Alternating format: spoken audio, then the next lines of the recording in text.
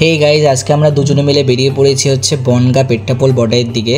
তো আজকে তোমাদের গাইজ পুরোটাই পেট্টাপোল বর্ডারে গিয়ে তোমাদের পুরোটাই ঘুরে দেখাবো। চলো একেবারে ওইখানে গিয়ে তোমাদের সাথে দেখা হচ্ছে।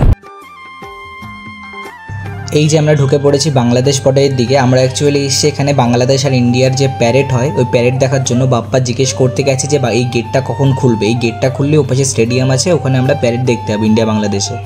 তো গেট খুলতে একটু লেট হবে বলে আমরা পাশের একটা মনসা মন্দির রয়েছে যেখান থেকে ওপার থেকে বাংলাদেশটাকে পুরোপুরিভাবে দেখা যায়। তো আমরা এখন বনজঙ্গল দিয়ে সেই দিকে এগিয়ে যাচ্ছি ওটা দেখার জন্য। মনসা মন্দিরটা খুবই নাকি জাগ্রত মন্দির। তো এই যে গাইজ দেখতে পাচ্ছ এটা হচ্ছে মনসা মন্দির, আর ওই পাশে দেখতে পাচ্ছ ওটা হচ্ছে বাংলাদেশ বিএসএফ ক্যাম্প। আর এখানে আমরা দাঁড়িয়ে রয়েছি ইন্ডিয়ায়, আর ওই পাশে হচ্ছে বাংলাদেশ। তো আমরা চারিদিকটা একটু ঘুরে দেখছিলাম, ওখানে ভিডিও করা অ্যালাউ ছিল না, তোমাদের যতটুকু পেরেছি দেখানোর চেষ্টা করেছি। আর এবার প্যারেডের টাইম হয়ে গেছে, আমরা আশেপাশে একটু ঘুরে নিয়েছি যতটা ঘুরতে পেরেছি। তো এবার আমরা যাব হচ্ছে প্যারেড দেখতে। আর গাইজ তোমাদেরও দেখাবো পুরোটা যে ওখানে কীভাবে যেতে হয়।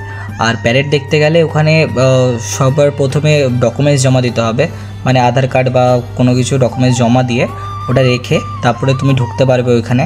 গাইজ আমরা যেখানে বসে আছি এটা হচ্ছে ইন্ডিয়া স্টেডিয়াম, আর ওই পাশে যে দেখতে পাচ্ছ গাইজ ওটা হচ্ছে বাংলাদেশের স্টেডিয়াম।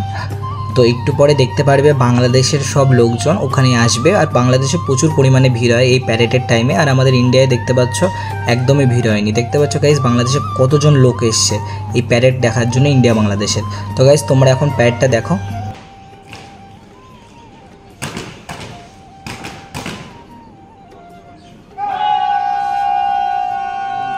গাইজ এখন প্যারেডটা কমপ্লিট হয়ে গেছে। এখানে প্রতি শনি এবং মঙ্গলবার আসলে তোমরা এই প্যারেডটা দেখতে পারবে। এটা হচ্ছে বনগা পেট্টাপোল বর্ডার, পেট্টাপোল বেনাপোল বর্ডার।